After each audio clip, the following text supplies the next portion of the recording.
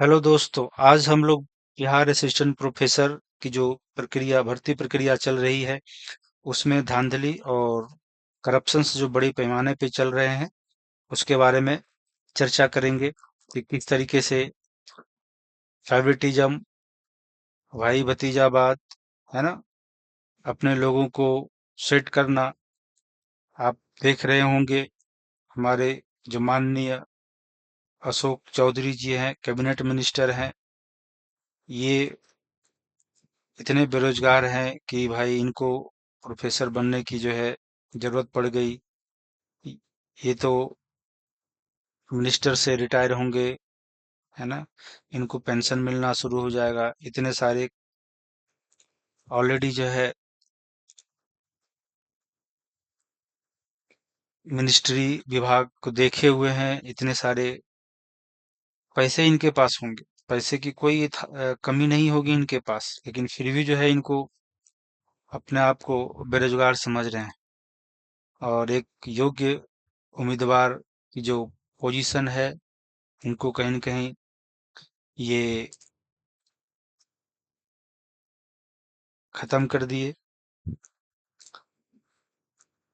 और बेचारे जो योग्य हैं, जो यंग होंगे, जिनको सख्त जरूरत है, वो जो है दर दर की जो है ठोकरें खाएंगे, जो है बेरोजगार घूमेंगे। बट ये मिनिस्टर मिनिस्टर भी बने रहेंगे, सांसद भी बनेंगे, विधायक भी बनेंगे, और इधर एक प्रोफेसर का भी पोजीशन जो है ऑक्युपाई करके रखेंगे, जो है। तो ये इस तरीके से जो है धांधली जो है आप देख रहे हैं कैसे जो है 56 साल की उम्र में भी जो है 4-5 साल के लिए जो है इनको प्रोफेसर बनना जरूरी था। क्योंकि अगर फ्यूचर में उधर कुछ ना हो तो इधर इनका प्रोफेसर का जो है सैलरी उठाते रहेंगे, बैठकर जो है खाएंगे, जो है क्या ही पढ़ाएंगे जो है बच्चों को, जो है दिन भर तो और सालों भर के हैं पॉलिटिकल एक्टिविटीज में ही जो है ये इन्वॉल्व रहेंगे। नाम मात्र का जो है प्रोफेसर बने रहेंगे किसी यूनिवर्सिटी का, किसी कॉलेज का। तो ये तो एक नमूना है। बाकी आप सोच सकते हैं कि कितने लेवल पे जो है करप्शंस जो है चल रहा है। हम लोग ये भी बातें करेंगे कि प्रक्रिया जो पंचवर्षीय योजना चल रही है इसको कैसे एक वर्षीय योजना बनाया जाए, ताकि जो है हमारे जो हायर एजुकेशन में है उसमें कुछ सुधार हो, यंग स्कॉलर को उससे कुछ रोजगार मिल पाए, है ना। आप देखते हैं आईएएस का एग्जामिनेशन हर साल होता है, हर साल समय पे जो है खत्म होती है, रिक्रूटमेंट होती है, लेकिन जो है असिस्टेंट प्रोफेसर, है ना, इसकी जो है रिक्रूटमेंट 5 इयर्स लग जाते हैं। अगर एक बार निकला तो पहले तो निकलेगा ही नहीं, अगर निकल गया तो भी वह 5 साल 6 साल, इससे कम तो लगना नहीं है। अब भाई इतनी लंबी चौड़ी प्रक्रिया क्या है इसमें? इसका मतलब है कहीं न कहीं अपने लोगों को चुन चुन करके किसको सेट करना है, से किसको हटाना है, ये सारी जो है प्रक्रिया जो है चलते रहती है। पंचवर्षीय योजना, ये हम चाहते हैं कि ये बातें बिहार सरकार तक पहुंचे। पहुंचे क्या, ये तो सब ऑलरेडी पहुंचा हुआ है। वो तो बिहार सरकार मिलकर ही सब काम कर रहे हैं। बिहार सरकार अगर चाहती तो ये प्रक्रिया इतनी लेट नहीं होती। तो ये तो कहीं न कहीं इसमें सरकार भी लिप्त है। बातें फिर भी जो है पब्लिक भी जान रही है, लेकिन किसी न किसी वजह से कोई न कोई डर से जो है इसको बोलता नहीं है, उजागर नहीं करता है, या आम जो है डिबेट, पब्लिक डिबेट की जो है बातें नहीं बनती है, इशू नहीं बनता है। क्योंकि प्रोफेसर बनने वालों की संख्या भी कितनी है भाई, 5,000, 10,000, 20,000 की संख्या में जो है कैंडिडेट होंगे 50,000। इनसे इनका वोट बैंक भी ज्यादा प्रभावित नहीं होता है, शायद ये ऐसा सोचते हैं। इस इससे भी जो है इनको जो है इस इन सब सब्जेक्ट पे, इन सब विषयों पे सोचने की जरूरत नहीं पड़ती है, क्योंकि सरकार उसी विषयों को उसी विषयों पे ध्यान देते हैं जहां से इनके वोट, है ना, वोट प्रभावित होते हैं।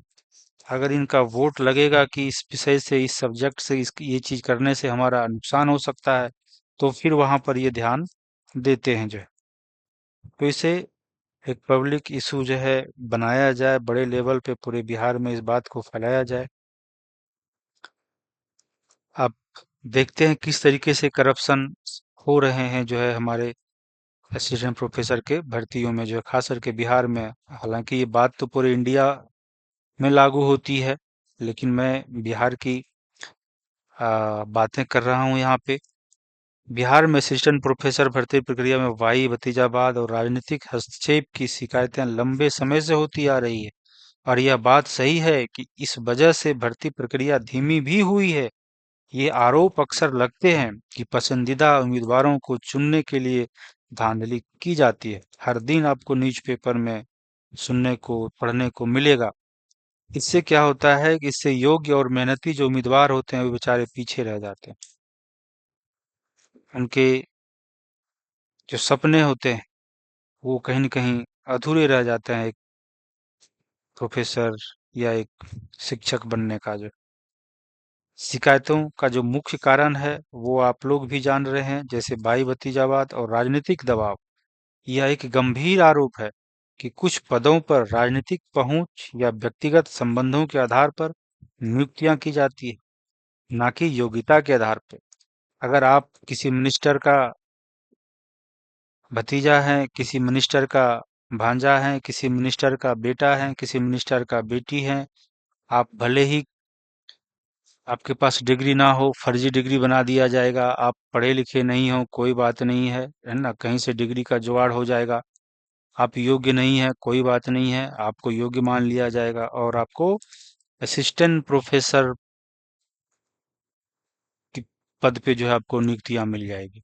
बस क्राइटेरिया होना चाहिए कि आप उसके कोई न कोई हों, कोई न कोई उनके रिलेटिव निकलना चाहिए, या पैसे से खरीद लें सीट। दूसरी कारण दूसरा जो है ये हो सकता है कि अगर आप रिलेटिव नहीं हैं तो भाई आप 50 लाख 25 लाख रुपया दें, फिर आप जो है असिस्टेंट प्रोफेसर बन जाएं, भले आप योग्यता रखते हो या ना रखते हो। जैसे सबसे बड़ा उदाहरण अभी अमित शाह का देख रहे होंगे, का बेटा पहले तो बीसीसीआई का जो है चेयरमैन बने, अब जा करके आईसीसी का भी जो है चेयरमैन बन के बैठे हुए हैं। तो ये तो एक जीता जागता उदाहरण है। पारदर्शिता की कमी। भर्ती प्रक्रिया में पारदर्शिता की कमी अक्सर ऐसे आरोपों को जन्म देती है जब, है ना, जब चयन मानदंड स्पष्ट नहीं होते कि क्राइटेरिया क्या है एक्चुअली। मूल्यांकन प्रक्रिया अपारदर्शी होती है तो संदेह होना स्वाभाविक बनता है। देरी से प्रक्रिया। भर्ती प्रक्रिया में अत्यधिक देरी एक बड़ी समस्या है भाई। 5 साल 6 साल पहले तो निकलते ही नहीं है। 15 20 साल तो निकलेंगे नहीं, निकल गए तो भी उसमें 5 6 साल लग जाएंगे। कई बार भर्तियां बरसों तक लंबित रहती है, जिससे उम्मीदवारों को भविष्य अधर में अटक जाता है। इस देरी के कारण हो सकते हैं, है ना, ऐसे कानूनी विवाद जैसे रोस्टर है हो गया, प्रशासनिक उदासीनता हो गया, आवश्यक संसाधनों की कमी हो गई। इन सब वजहों वजहों से भी प्रक्रिया जो है बहुत लंबी खिंच जाती है। बट मेरा कहना है कि भाई असिस्टेंट प्रोफेसर वाले प्रक्रिया में ही इतनी सारी कमियां क्यों होती है। बाकी जो है रिक्रूटमेंट कुछ हद तक समय पे हो भी जाते हैं, बट ये प्रोफेसर वाले बहाली में इतनी देरी क्यों, इतना करप्शन क्यों। आप सोचें, जिसका मान लिया जाए कि 2 साल 5 साल जो है उसकी एज लिमिट है, वो बेचारा अप्लाई किए, वो ज्वाइनिंग करते करते पता चला कि वो रिटायरमेंट का भी उनका समय आ गया। हो सकता है 1 आध साल ज्वाइन करे या 2 4 महीना ज्वाइन करे, ताकि और फिर उसके बाद रिटायरमेंट का वो जो है अपना प्लान बनाए जो है। ऐसी जो है संभावनाएं जो है बहुत उम्मीदवारों को जो है बन जाती है कि भाई अब बन तो गए, बनते बनते जो है 5 साल लग गए 10 साल लग गए, और जिनके 5 साल ही बचे थे, अब वो क्या करेंगे? वो तो बस ज्वाइनिंग करेंगे और अगले महीने जो है रिटायरमेंट की प्लानिंग करेंगे। या तो बहुत लोग जो है, पता चला कि जो ज्वाइनिंग होते होते उसका एज ही लिमिट खत्म हो गया जो, ऐसी ऐसी जो है समस्याएं। नियमों में बदलाव होते रहते हैं, समय समय पे अलग अलग प्रकार का रिक्रूटमेंट जो है, प्रोसेसेज या उसका जो नियम्स हैं वो लागू कर किए जाते हैं। ये सब भी जो है एक देरी का कारण जो है बनता है। तो बहुत तरह का जो है धांधली जो है चल चल रही है हमारे हायर एजुकेशन सिस्टम में। इसमें हम लोग भी जो है कहीं न कहीं निष्क्रिय रहते हैं, बातें जो है सरकार तक पहुंचा नहीं पाते, या बहुत सारे डर रहता है कि अगर हम सरकार के खिलाफ बोलें तो हमारा ही रिक्रूटमेंट ना हो जाए, ना हो, रुक जाए। बहुत तरह की बातें होती है। या हमारी सरकार है तो हम अपनी ये कभी कभी ये होता है नहीं कि हमारी पार्टी की सरकार है। भाई आजकल तो कैंडिडेट भी पार्टी पार्टी का है। हम ये कैंडिडेट इस पार्टी का कैंडिडेट है, तो अगर हमारी सरकार है तो हम कैसे ही सरकार के खिलाफ बोले? भाई जो गलत है, सही है, इसे तो बोलना ही पड़ेगा, चाहे सरकार किसी का भी हो। है ना? विपक्ष भी है, तो विपक्ष भी इन सारे मुद्दों पे जो है बढ़ चढ़ करके जो है आवाज नहीं उठाते हैं कहीं न कहीं, क्योंकि वो लोग भी ये उम्मीद में लगे होंगे कि अभी हमारी सरकार बनेगी तो हम अपने लोगों को सेट करेंगे। तो यहाँ तो यही सिस्टम चल रही है। बड़ी समस्या है। आप देखेंगे न्यूज में ये सब है, Bihar assistant professor recruitment faces 4 experience certificate, है ना? चेयरमैन जो है ब्लेम सीट ऑन द वर्सिटीज। तो फर्जी सर्टिफिकेट बनाए जा रहे हैं, फर्जी जो है डॉक्यूमेंट बनाए जा रहे हैं सब। आप, है ना, पढ़ो जो है सारा न्यूज चैनल में, न्यूज का जो है ये सब कटिंग्स है। कोई सिग्नेचर जो है गड़बड़ी कर रहा है, सिग्नेचर में गड़बड़ी कर रहा है, फॉर्जरी कर रहा है। कोई सर्टिफिकेट में फॉर्जरी डुप्लीकेट सर्टिफिकेट बना रहा है। और सब ये कौन? ऑफिशियल लोग, यूनिवर्सिटी के लोग बना बना के जो है उनको प्रोवाइड कर रहे हैं, पैसे लेकर के जो। तो ये सब चीजें हैं। हम चाहते हैं कि सरकार जो है इस सब बातों पे ध्यान दे, और पब्लिक भी इस सब चीजों पे बहस करे, है ना, डिबेट का जो है मुद्दा बनाए, ताकि हायर एजुकेशन में कुछ सुधार हो पाए जो है। हमारी तो मांग ये होनी चाहिए कि जिस तरह से आईएएस या बीपीएससी की परीक्षाएं, है ना, हर साल की जाती हैं दूसरे पोस्ट के लिए, उसी तरीके से असिस्टेंट प्रोफेसर की बहाली जो है वो हर साल होनी चाहिए। यह एक ऐसी मांग है जो शिक्षा व्यवस्था में सुधार के लिए काफी महत्वपूर्ण है। इससे कई फायदे हो सकते हैं, जैसे कि शिक्षक छात्र अनुपात में सुधार होगा, नियमित बहाली में से कॉलेज और विश्वविद्यालयों में शिक्षक की जो कमी है वो दूर होगी, जिससे छात्र शिक्षक अनुपात बेहतर होगा और छात्रों के गुणवत्तापूर्ण शिक्षा भी जो है मिल पाएगी। शिक्षा की गुणवत्ता में वृद्धि होगी। पर्याप्त संख्या में अगर योग्य असिस्टेंट प्रोफेसर बहाली हो जाएंगे तो स्वाभाविक है ना, पर्याप्त शिक्षक होंगे बच्चों को पढ़ाने के लिए। ऐसे क्या है कि अभी एक ही शिक्षक जो है किसी किसी डिपार्टमेंट में है, किसी किसी कॉलेज में है, बाकी शिक्षक ही नहीं है। बहुत सारे कॉलेजेज में गेस्ट फैकल्टी तो कॉन्ट्रेक्चुअल बेसिस पे बहाली कर रहे हैं, काम चला रहे हैं, ताकि जो है सैलरी ना देना पड़े शिक्षकों को जो है। अगर हमारी स्टेट की, प्रदेश की ये हालत रहेगी तो कैसे हम एक डेवलप्ड और विकसित बिहार के बारे में सोच सकते हैं? है ना? बेरोजगारी, अगर हर साल बहाली होगी तो बेरोजगारी में भी जो है कमी आएगी। हर साल बहाली होने से उन युवाओं को रोजगार, है ना, के अधिक अवसर मिलेंगे जो असिस्टेंट प्रोफेसर बनने की योग्यता रखते हैं, जिससे राज्य में शिक्षित बेरोजगार, जो कि जो बेरोजगार पड़े हुए हैं बेचारे, उनमें कुछ कमियां आएंगी, उन लोगों को रोजगार मिलेगा।